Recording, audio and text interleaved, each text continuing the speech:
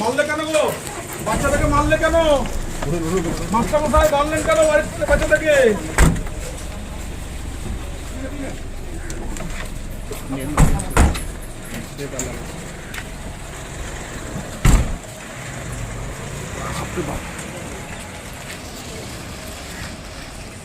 আঠাশ তারিখে সুমি কিস্কু বলে কমপ্লেনেন্ট, উনি অভিযোগ করেছিলেন যে তার বাচ্চা মেয়ে টিউশন পড়তে গেছিল, টিউশন পড়তে যাওয়ার পর থেকে সে মিসিং ছিল।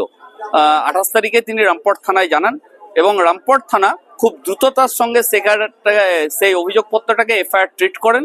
এফআইআর ট্রিট করে মেয়েটাকে খোঁজার জন্য ইনভেস্টিগেশন শুরু করে দেন।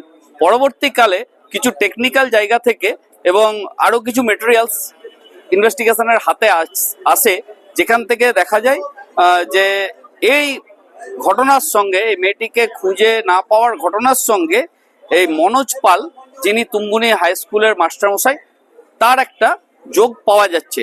সেই পরিপ্রেক্ষিতে ইনভেস্টিগেশন এজেন্সি এই মনোজ পাল অ্যাকিউজকে, যে মাস্টারমশাই, তাকে একটা নোটিশ করে এবং নোটিশ করার পরে তাকে রামপুর থানায় ইন্টারোগেট করা হয় এবং যখন ইন্টারোগেট চলে তখন সে এই সমস্ত মেয়েটিকে কিভাবে খুন করা হয়েছে, তার দেহ লোপাট কিভাবে করা হয়েছে, তার প্রপার বর্ণনা ইনভেস্টিগেশন এজেন্সিকে তুলে দেয় এবং তার দেখানো মতো জায়গা থেকে ইনভেস্টিগেশন এজেন্সি ওই বাচ্চা মেয়েটির বডির কিছুটা পার্ট উদ্ধার করে। এবং আপনারা জানেন যে আজকে ওই মনোজ পালকে রামপুর কোর্টে ফরওয়ার্ড করা হয়েছিল। আমাদের ইনভেস্টিগেশন এজেন্সির পক্ষ থেকে 15 ডেজের একটা রিমান্ড প্রেয়ার ছিল। Learned court, learned madam magistrate, উনি 9 দিনের প্রেয়ারটাকে অ্যালাউ করেছেন, রিমান্ড প্রেয়ারটাকে। আর তার সঙ্গে আমাদের কিছু সেকশন অ্যাডিং হয়েছে, যে সেকশনগুলো হচ্ছে 140 সাবসেকশন 1, 103 সাবসেকশন 1 এবং 238 সাবসেকশন এ বিএনএসএ। এবং গত 26 তারিখ, মানে এই পরের 26 তারিখে তাকে পিসি থেকে রামপুর কোর্টে আবার পেরিউজ করতে বলেছে ইনভেস্টিগেশন এজেন্সিকে। আর তার সঙ্গে যে শিডিউল কাস্ট শিডিউল ট্রাইবের যে সেকশন আছে অ্যাট্রোসিটি অ্যাক্ট, সেই অ্যাট্রোসিটি অ্যাক্টের উপরে আগামী 26 তারিখে এই মামলার হিয়ারিং হবে। আমার নাম হচ্ছে অভিষেক ব্যানার্জি। আমি হচ্ছে ভিকটিমের পরিবার, যিনি মারা গেছেন তার পরিবারের পক্ষ থেকে আমি এনগেজ লয়ার।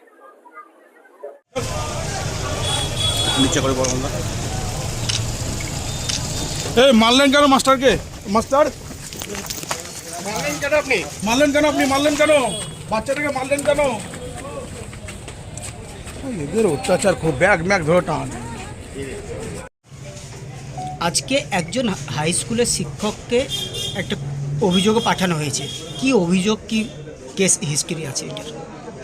অ্যাকচুয়ালি ঘটনার সূত্রপাতটা হচ্ছে গত 28/8/2025-এ ভিকটিমের মা লোকাল থানায় একটা ইনফরমেশন রেজিস্টার করায় কি তার মেয়ে টিউশন পড়তে যাওয়ার সময় বাড়ি থেকে বেরোয় কিন্তু রাত পর্যন্ত বাড়ি ফেরে না। তো সেই দিনই রাত্রে ইনফরমেশনটা রেজিস্টার করায় এবং কিডন্যাপিংয়ের একটা স্পেসিফিক কেস হয়। তো পরবর্তীকালে ইনভেস্টিগেশন যখন ফুল ফ্লেজের স্টার্ট হয় এবং পুলিশ অ্যাডমিনিস্ট্রেশনের তরফ থেকে যখন ফুল এফোর্ট দেওয়া হলো, তখন আলটিমেটলি যেটা রেভিলেশন টিল ডেট যেটা হলো, একটি chopped body, dissect body recovery হয়েছে গতকালকে। এবং সোফার যেটা প্রবাবিলিটি আসছে কি ওটা কোনো হিউম্যান বডি আছে এবং ফিমেল বডি, তো সেই বেসিসে আজকে কিছু অ্যাডিং সেকশনে প্রেয়ার ছিল। এবং এই যে আজকে accused person namely Manoj Kumar Pal, যাকে প্রাইমা ফেসে ওর ইনভলভমেন্ট পাওয়া গেছে, সেই ইনভলভমেন্টের ভিত্তিতে তাকে আজকে কোর্টে ফরওয়ার্ড করা হয় এসিজিএম রামপুরহাট কোর্টে। এবং তার সাথে কিছু অ্যাডিং সেকশনের প্রেয়ার, যেটা 103 সাবক্লজ 1 মার্ডার এবং তার সাথে ডিসঅ্যাপিয়ারেন্স অফ এভিডেন্স। তো 15 ডেজের পুলিশ রিমান্ডে প্রেয়ার ছিল। মাননীয় এসিজিএম কোর্ট রামপুরহাট সমস্ত কিছু কনসিডার করে 9 ডেজ প্রেয়ার অ্যালাউ করেছেন এবং অ্যাডিং সেকশনে প্রেয়ারগুলো অ্যালাউ করেছেন।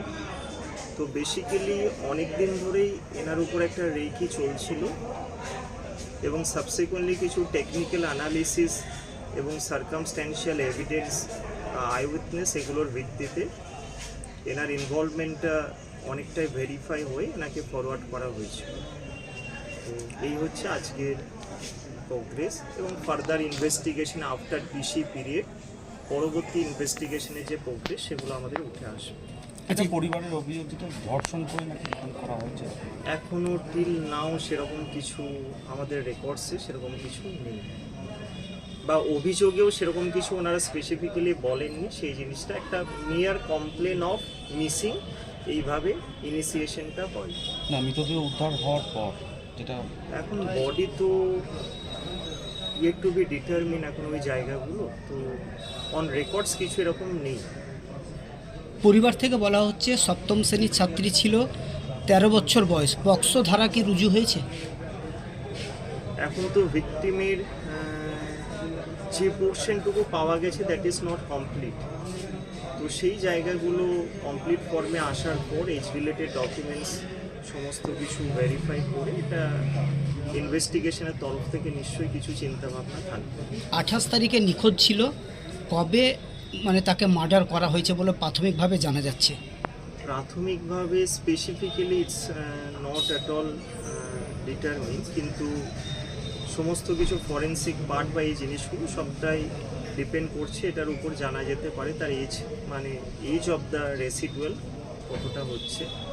তো নির্দিষ্ট ডেট কিছু এখন জানা যাচ্ছে না যে স্পেসিফিক্যালি কবে এই ঘটনাটা করা হয়েছে। আজকে কি শিক্ষককে কবে আটক করা হয়েছে? শিক্ষককে গতকালকে অ্যারেস্ট করা হয়েছে এবং ওনাকে জিজ্ঞাসাবাদ চলছিল, এবং লিগেলি বা অফিসিয়ালি গতকালকে অ্যারেস্ট করা হয়েছে।